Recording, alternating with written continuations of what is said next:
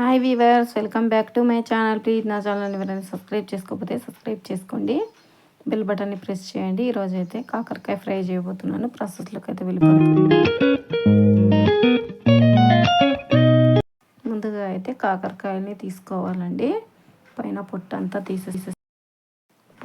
తీసేసుకొని లోపల గింజల్ని కూడా తీసేసుకొని ఈ విధంగా కట్ చేసి పక్కన ఉంచేసుకోవాలి. ఇప్పుడు ఒక గిన్నె తీసేసుకొని అందులో ఈ కాకరకాయలని వేసేసి 1/2 టీ స్పూన్ ఉప్పు, ఒక 1/2 టీ స్పూన్ పసుపు,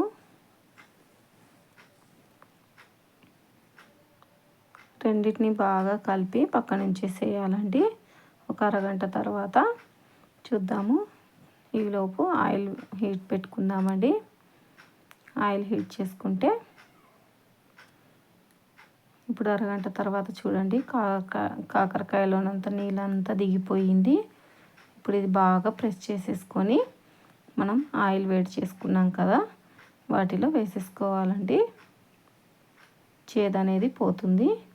ఇంక ఇప్పుడు దీంట్లో వేసేసుకొని ఇది బాగా ఫ్రై చేసుకోవాలండి.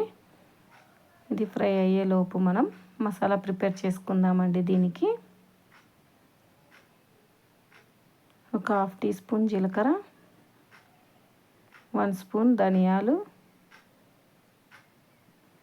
ఒక 4 ఎండుమిర్చి, ఒక 4 వెల్లుల్లి, కొంచెం కొబ్బరి. ఇంక వీటన్నిటిని మిక్సీ చేసుకోవాలి ఈ విధంగా. ఇంక ఇప్పుడైతే మన కాకరకాయలు అనేది ఫ్రై అయిపోయాయండి. ఇంక ఇప్పుడు ఆనియన్ వేసుకుంటే వేసుకోవచ్చు, లేదంటే లేదండి. నేనైతే ఆనియన్ వేయట్లేదు. ఇప్పుడు కొంచెం సాల్ట్ వేద్దాము. ఇప్పుడు ఫ్రై అయిపోయింది కదా, మన మసాలా కూడా మొత్తం వేసేసి బాగా ఫ్రై చేసుకోండి. ఎంతో టేస్టీగా ఉండే కాకరకాయ ఫ్రై రెడీ అండి. ఇప్పుడు ప్లేట్లోకి అయితే తీసేసుకుందాం. పప్పులోకి కానీ, సాంబార్లోకి కానీ, పచ్చడిలోకి కానీ, దేంట్లోకైనా సరే చాలా కమ్మగా ఉంటుంది. వీడియో నచ్చితే లైక్ చేసి కామెంట్ చేయండి.